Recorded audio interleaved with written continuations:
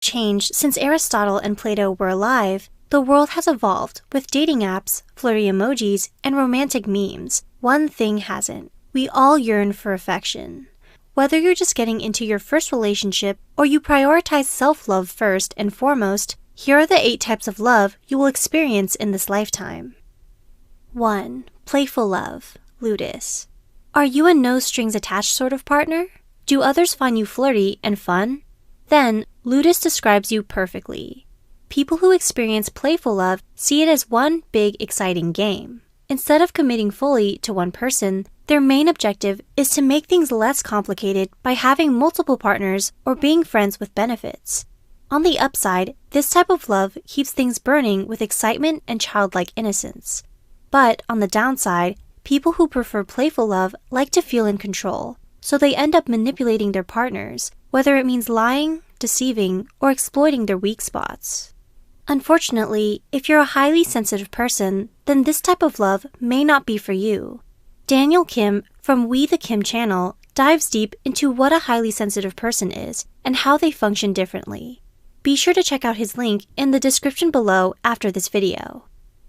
2. Obsessive love, mania. Ah yes, there's nothing like being bitten by the nasty old green bug or putting on a mad hat. People who experience mania often suffer from low self-esteem and want to feel complete. So, they often latch onto their partner, which usually creates a codependent relationship. The good news, however, is that one can always grow out of mania and move on to a different type of love that's free from obsession. In order to repair a codependent relationship, Dr. Misty Hook says that it's important to set boundaries and find happiness as an individual. Whether that means spending more time with family and friends, broadening your networking circle, or picking up a new hobby, these activities can all build your independence. 3. Erotic love, Eros. Eros was the son of Aphrodite, the goddess of love. This is when things get real steamy and intense, like those R-rated scenes your parents stopped you from watching. This type of relationship involves a strong physical and emotional connection, where both partners exercise compassion. Romantic and idealistic, Eros leaves people feeling high on love. It is also often the initial stage of an exclusive relationship. 4. Enduring love, pragma. Do you often feel like butterflies are overrated, or just want something that's stable and lasting? People who prefer enduring love have a practical approach towards relationships. They choose convenience over romance and are more concerned about whether their partner can bring common sense to the table. The individual also finds their partner's level of education, religious beliefs, social status, and financial standing important. 5. Friendship love, philia. This type of love, along with the remainder, are not included in Lee's color wheel theory of love, but they are still important enough to the Greeks to be explored. In fact, they consider it far superior than Eros because it's a love that's equal. It is commonly believed that if you have one good friend in life, then you're lucky. Philia is the platonic love we have for others whom we are not physically attracted to. This type of love thrives on components of loyalty, openness, and a true sense of understanding one another. 6. Familial love, storge. Storge is a Greek term that means natural affection or family love.